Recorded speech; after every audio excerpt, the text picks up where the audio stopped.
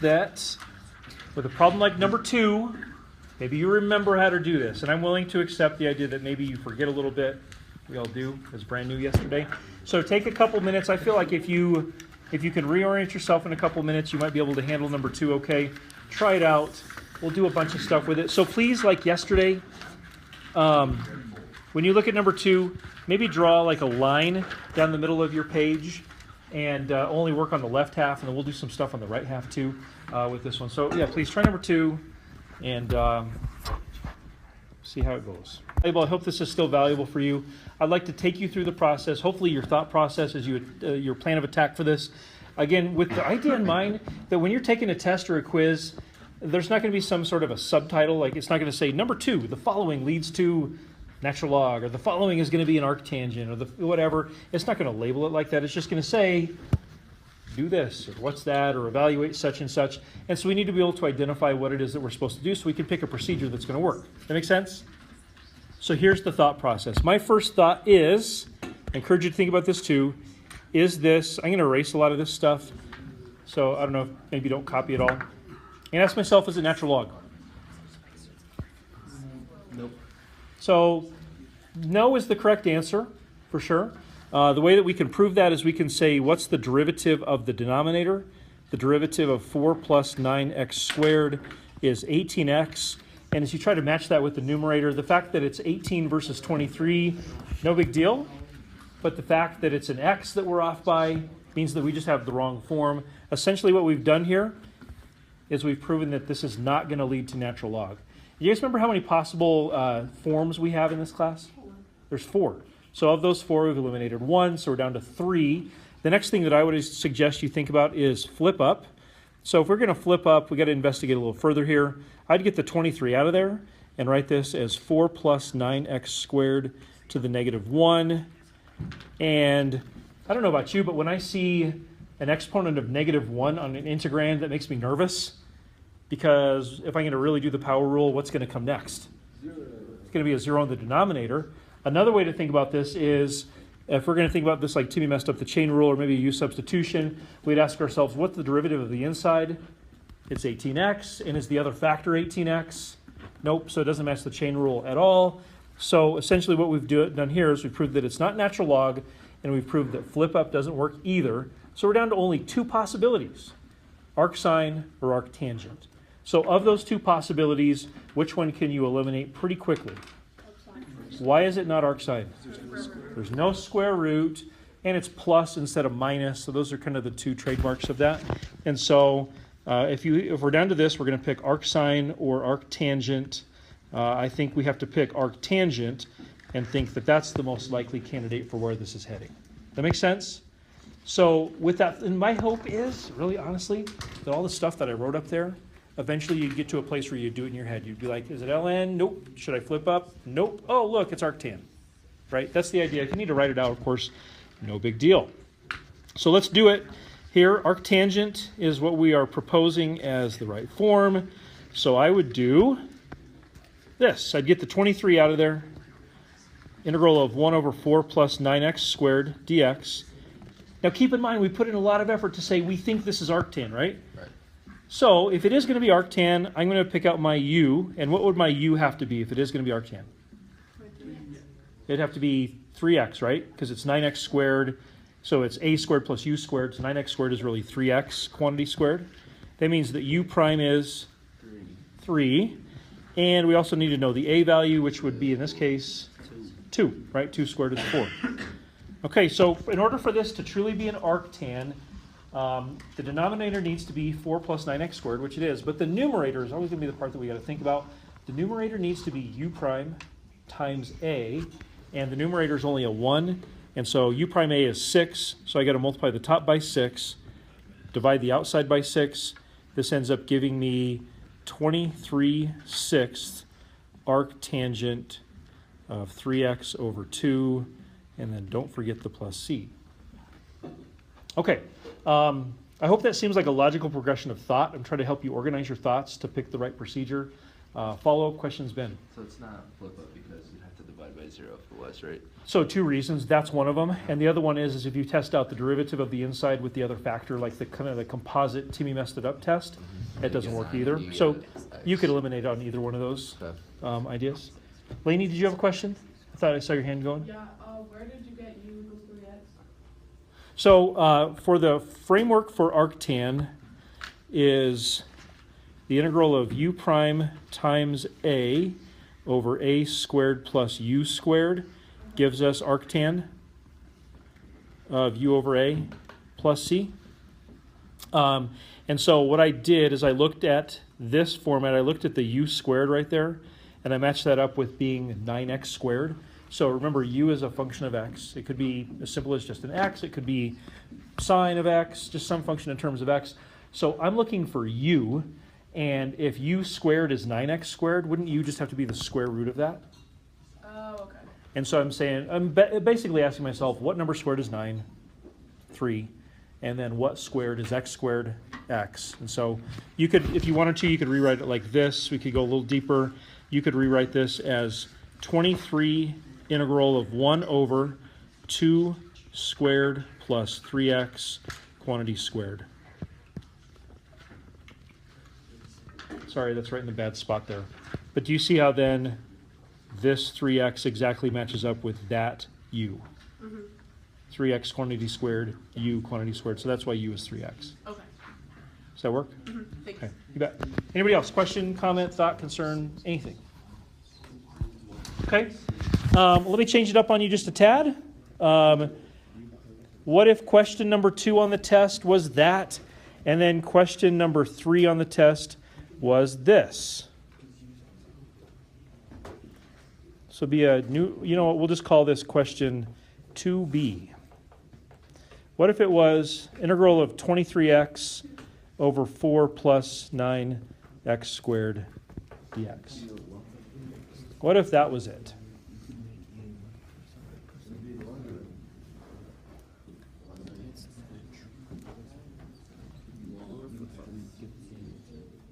Change of having an x in there versus not having an x in there makes a big difference, right? So Jack, I'm kind of curious to hear your thought process, what you did, what you think. Where do we start with this? With 2b. 2b. So you would flip up 4 plus 9x 4. So you've immediately eliminated ln. No. No. 8 to the pi. So let's see here. I suggest starting with ln, and obviously at times, like we had in number 2, you're going to eliminate it. I would start with ln. So you would see if the derivative of the bottom is the top. Okay. And so then the derivative of the bottom is 18x. So it's not, but it's just a thing messed up the chain. Yeah. It's one adjustment away, right? Yeah, so. I like it. Yeah, so then you'd. Would you get the 23 out of there, or are you one of the people that would leave the 23 in? I think the 23 in. How many of you guys are like that? You can do this in a couple different ways. You guys recognize ln? So here's a way you can do a Timmy adjustment with this. You could say, well, let me put it like this. You could say the top needs to be 18x, right? So the question then becomes, how do you turn a 23 into an 18? You multiply by 18 23rds, right? So if you multiply the inside by 18 23rds, you'd have to multiply the outside by 23 18ths, right? Just the reciprocal of that. You can do it that way. I honestly recommend getting constant multiples out of there, although in this situation it really makes no difference. You can get at it either way. This ends up being 23 18ths times natural log of that denominator, 4 plus 9x squared, and then don't forget the plus c. So how do we know it's not a flip book? Well, so I would, well, you could look at that in a couple different ways. First of all, I would always start with ln, right? So if ln is successful, that's what it is. However, if you went out of order for whatever reason and you thought, you know what, I'm just going to jump to flip up because that's just what I feel like doing, that's fine. You're just going out of order and that's really not that big of a deal. If you did flip up, maybe you get the 23 out of there, you get the x here, 4 plus 9x squared to the, that's always going to be an issue, right? Because if you're going to use a power rule, the very next step would be to go plus 1 to the exponent, which would give you a 0. and then divided by 0. That's going to cause an issue. Because this would be one of those ones you could fall into that trap for sure, because you would say, what's the derivative of the inside? And you'd say 18x. You'd look at the other factor and you'd be like, I'm only off by a factor of 18. Sweet. But then when you try to do the power rule, you end up dividing by 0.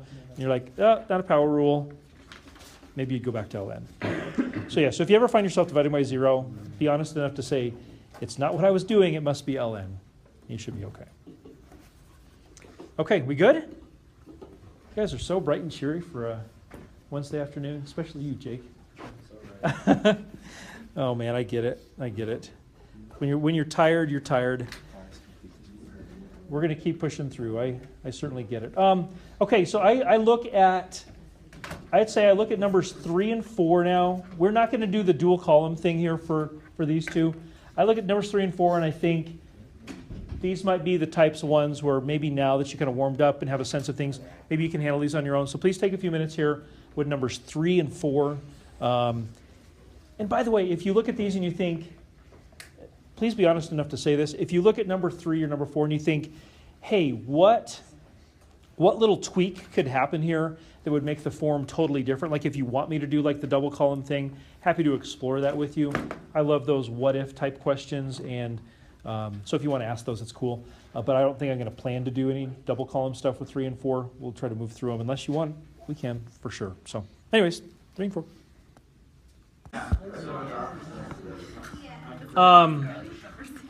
3, the degree got moved up a little bit, right?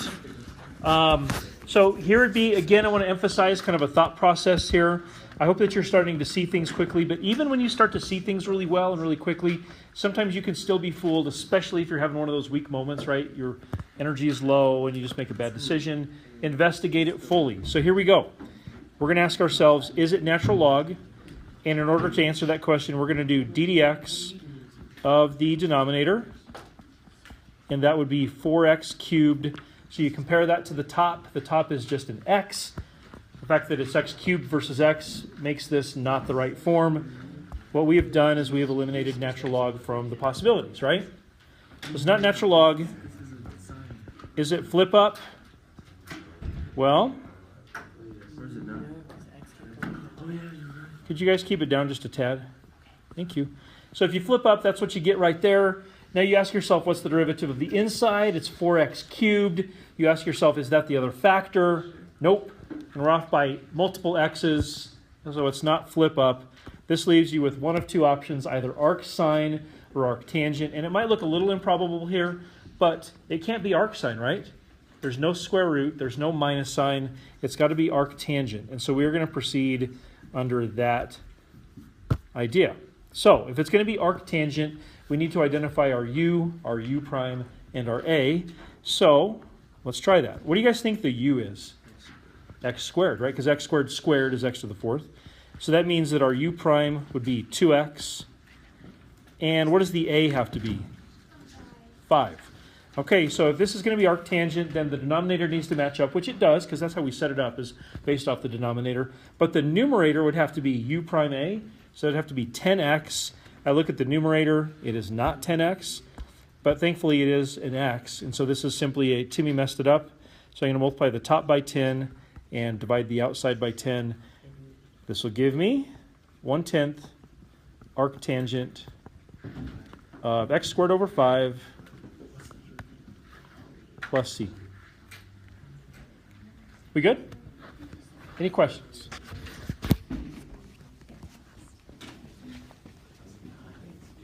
Okay. So then number 4.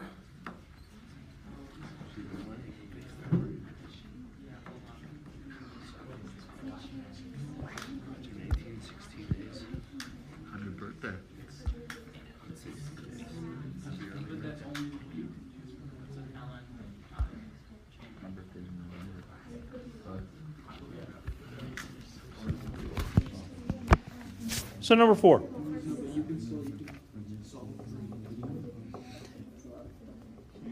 Okay, so you get the 5 out, and the 5 goes here, and you start asking yourself those questions. Maybe we can go through this a little quicker now. I don't know. Is this ln? Why is it not ln? Because it definitely isn't. What's maybe the one symbol combined with the top that tells you it's not ln? Yeah, the t squared is a big deal. The square root too, right? The square root, because the top is just a 1, the square root really messes that concept of ln up. So it's not ln. Did you guys try to flip this one up? If you flip it up, don't you get 9 minus 16t squared to the negative 1/2?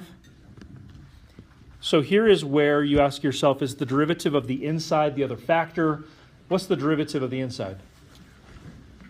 62, or 32t. Yep, negative 32t. You ask yourself, what's the other factor? The other factor is just a 1. Timmy is messed up beyond repair on this one. So it is not flip up, so that's out too. It leaves us with arcsine or arctangent. And so the idea here is, it's got a square root. It's got a minus. It better be arcsine, right? So if it is going to be arcsine, we would want to identify our u prime, and our a. What do you guys find for the u? 4t, therefore the u prime is 4. What about the a? 3. Okay, in order for this to truly be arcsine, the top has to be u prime. The top right now, as I have it written, is 1. And so it's fixable, right? U prime is 4, so I just need to multiply by 4 on the top, divide by 4 out there on the outside. Did you guys come up with 5/4 arcsine of 4t over 3 plus c? Yes? Okay. Can I call upon your creative powers a little bit? See how you do with this. I think there's several answers to this question. What if you were a test writer, writing a quiz or something, and you had this question in your quiz, and you thought to yourself, you know what? I don't want this to end up being an arcsine anymore. I would really like for this to be something else besides arcsine. What might be some creative things you could do that would take this integrand from leading to arcsine to leading to something else that we know? What could you do? Yeah, Hannah. Say again? Ooh, interesting. Interesting idea. Yep, definitely. So that would change it, definitely potentially change it to arc cosine. Totally agree. So there's one idea. Take out the square root. Take out the square root. That's a little more complicated. Let's see what that would look like. Integral of 5 over 9 minus 16t squared. So if we just eliminated the square root, that's our new question. What would this end up being? You have to add the 2. You have to do 9 plus. Wouldn't you have to turn this to a plus to turn it into arctan? So we have to make 2 changes. I'm looking for single changes, just one. Is there an arc cotangent? Definitely. That's a little more complicated. I don't have the formula memorized. I'm sure we could derive it, but I'm not that interested in doing that right now. Okay, so I heard add a t to where? Can you be a little more specific than add a t? How about multiply by t, right? Okay, so if we do that, can you guys, hey guys, this is a worthwhile exercise. It really is. So we take Zach's example of multiplying by a t in the top, totally change the question around, right? What method would work here? Flip up. It would be a flip up. That's exactly right. And then Zach also said you could either add a t or get rid of the squared, I think is what you said, right? So if we left the top alone but got rid of the squared, then it would be a flip up again. Yeah, exactly right. So I think it's kind of cool to be creative and think, how could you change this just a little bit to where it doesn't look that different, but the result is quite different. I think that's a worthwhile exercise for sure. Okay, do you have any questions? We're going to do our last 2. Okay, fair enough. Take a look at 5. Walking around, you guys are sharp. I must say, I'm hearing some folks, I've heard some folks identify some good things here about number 5. So,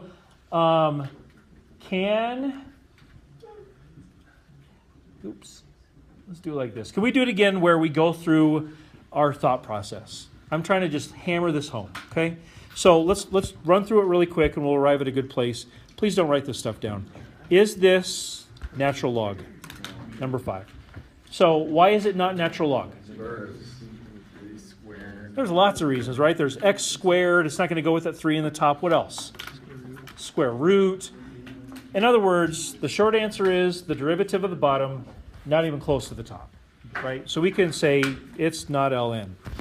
A possible candidate would be flip up, right? So you'd say 3 parentheses negative x squared, but even as you're writing it, you might be thinking, oh gosh, this is not going to go well, because when you think about the derivative of the inside, it's negative 2x plus 4, the other factor, again, not even close. So it's not flip up. This is where it gets a little scary. We have, I think, positively eliminated ln and flip up. We're down to arcsine or arctangent. And what's a little scary about this is, in its current form, it really doesn't look like either of those either, does it? It really doesn't. I mean, remember, arctan is u prime a over a squared plus u squared. It's definitely not that. You might think that it's arcsine, except arcsine is u prime over the square root of a squared minus u squared. It's supposed to be a squared minus u squared. That's got 3 terms. Right? It doesn't seem like this is going to go well at all. So let me make you a promise. In these scenarios, it's going to be one of the 4. It's going to be ln, it's going to be flip up, it's going to be arcsine, or it's going to be arctangent. And so based on that, just like a really rough idea, arctan or arcsine, doesn't it have to be arcsine? If it's one of those 4, it has to be arcsine, doesn't it? But then what do we do to get it to the right form? I heard a few folks say it. What do you think we do? You complete the square. I hate to use language like that. I apologize for my rough language. You probably were surprised to hear me say such a thing, but yeah. We're going to complete the square. So here's how we do it. This is, I would say this is like the light version of complete the square. I don't know if you, yeah, it's like the diet version. It's not the full sugar version. Anyways, here's how we do this. I recommend, you can do this in a number of ways, but maybe to eliminate confusion, I recommend taking the expression that's in the square root, just getting it out of there, working with it, and then put it back in later. That makes sense? So I'm going to say negative x squared plus 4x plus 77. I'm going to just take that out of the radical. I know that's really in a radical. I'm just going to take it out. I'm going to complete the square on it, and then I'll put it back in the radical after I'm done with it. Okay? So I'm going to complete the square just kind of off to the side. So here's how you complete the square for this one. We want to group the first 2 terms. Just put parentheses around them. You're allowed to do that as long as we're just adding and subtracting. You can add and subtract in any order, so you can group them like that. And then in order to complete the square, maybe you remember this, the a value has to be 1, right? The a value has to be a 1. And so what I'm going to do is factor that 1 out of the parentheses, so it would be negative parentheses x squared minus 4x. I'm going to leave some space right there. I'll close the parentheses and I'll put plus 77. So notice I didn't factor the negative out of the 77, right? The 77 was not part of the grouping, so I didn't have to factor any negatives out of that. Maybe a test for this to make sure that you did it right. Shouldn't you be able to distribute the negative sign, drop the parentheses, and have what you started with at this point? And we can do that. We're not going to, but we could. Complete the square. Do you remember how this works? Identify your b. What's your b? Negative 4. And what do you do to that b value? Half it, then square it. You half it, and then you square it. So what's half of negative 4? Negative 2. And then you square the negative 2, and you get? Now, this gets tricky, so please don't mentally check out or go too fast. We took the b, we halved it, and we squared it, and we got 4. So here's what we do. We go plus 4 on the inside, and this is the most tricky step of all this. It feels like we just added 4 to this, but we didn't. What did we do? We really, because of this, we really, in reality, subtracted 4. Okay? So to balance this out, I need to acknowledge that I subtracted 4 from the inside. I need to add 4 to the outside to balance out what I did. In essence, what have I done to my expression? I've added 0. I haven't changed the value of it at all. I've just changed the form. Right? I've added 4 and I've subtracted 4. You could say that I've like added a really strategic 0. And that's all I've done. I haven't changed the value at all. So this is very Algebra 2 of us to be doing this, but we got to do this. Any questions? We're not done yet, but so far so good? Okay, so the magic of completing the square is that you took something that was not factorable and you've turned it into something that's not only factorable, but it is a perfect square. So this would end up being negative parentheses x minus 2 squared, And of course, 77 plus 4 is 81. If you're looking for a hint on this, remember the factoring, when you factor the perfect square, the number in there with the x is always the half of b that you found earlier. Maybe you remember that connection back in from Algebra 2 or something. Anyways, at this point we have completed the square, and now we're going to put this back into our integrand, and I will do this over here. So this is really 3 integral of 1 over square root, and I'm going to change the order on you so it looks more normal. I'm going to write it as 81 minus x minus 2 squared dx. So I just flip the order on the polynomial in 81. Sorry. Well, I personally did it. So the point is, doesn't this look a lot more like arcsine? Square root of a squared minus u squared. I think this fits. So we decided earlier that based on the form, it was probably going to be arcsine. Let's see if it really is. If it's going to be arcsine, what does the u have to be? It's got to be that function in terms of x. So x minus 2, you're right. That means u prime is what? 1. And the a value is 9.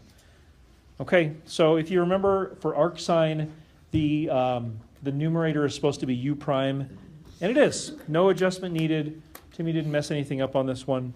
So our final answer would be 3 arcsine of x minus 2 over 9 plus e.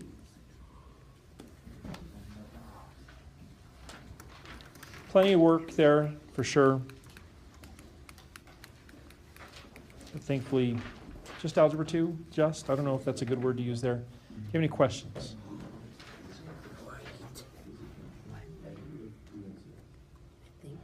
Lainey, it looks like you're pondering something. Let me know if you have a question. Lainey, did you figure it out? I'm thinking on it. Still thinking. Okay, that's cool. So let's go ahead and finish up our last one. Let's do number 6, I think. Is that over on the back of the next page there? Yeah, let's do number 6. This is it for chapter 5. So I think you'll see that number 6 is kind of like this one as you go through. Is it ln? Is it flip up? Blah, blah, blah. I think you'll come to a similar place to what we had here. So try number 6. Take maybe 5 minutes to try it, and then we'll use our last few minutes to look at a solution. Finish this off in good form. You look at this, and let's run through this. Just run through it a little quicker. You want to start off by asking yourself, is it ln? And if you look at the denominator and you say the denominator's derivative would be 2x minus 2, the top is a 5. We're off by a lot, right? Where x is in 2 terms and all that stuff. So it is definitely not natural log. Is it flip up? Well, if it's going to be flip up, then this is going to have to work. This leads you to a really weird place because you get that -1 thing again. And you know that you're going to end up dividing by 0 in this scenario, so that's not going to work either. And so this leads you down to either arcsine or arctangent. And knowing what you know about those, if it's going to be arcsine or arctan, which of those two would it have to be? Arctan, right? Because there's no square root, and that eliminates arcsine from the possibility. So we're going to proceed on the assumption that it's arctangent, except that the denominator doesn't look right either. You got this x squared minus 2x plus 50. And if it's going to be arctangent, it's supposed to be a squared plus u squared. Obviously, we have extra terms. This is where you say it's got to be completing the square, right? Hopefully, you'll be led to that.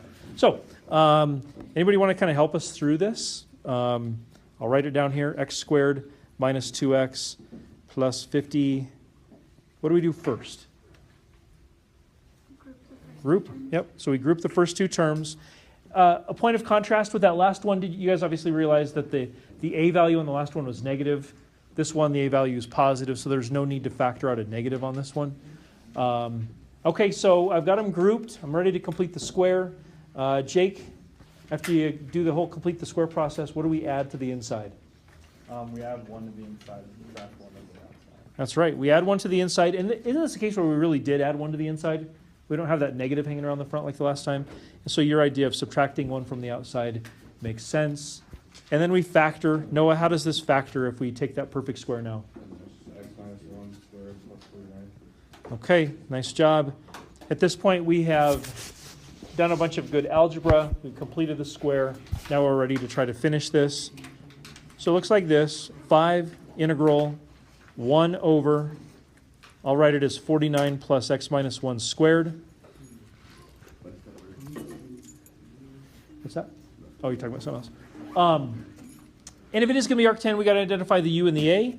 Lauren, what's the u for this one? X minus 1 is exactly right, meaning u prime is 1.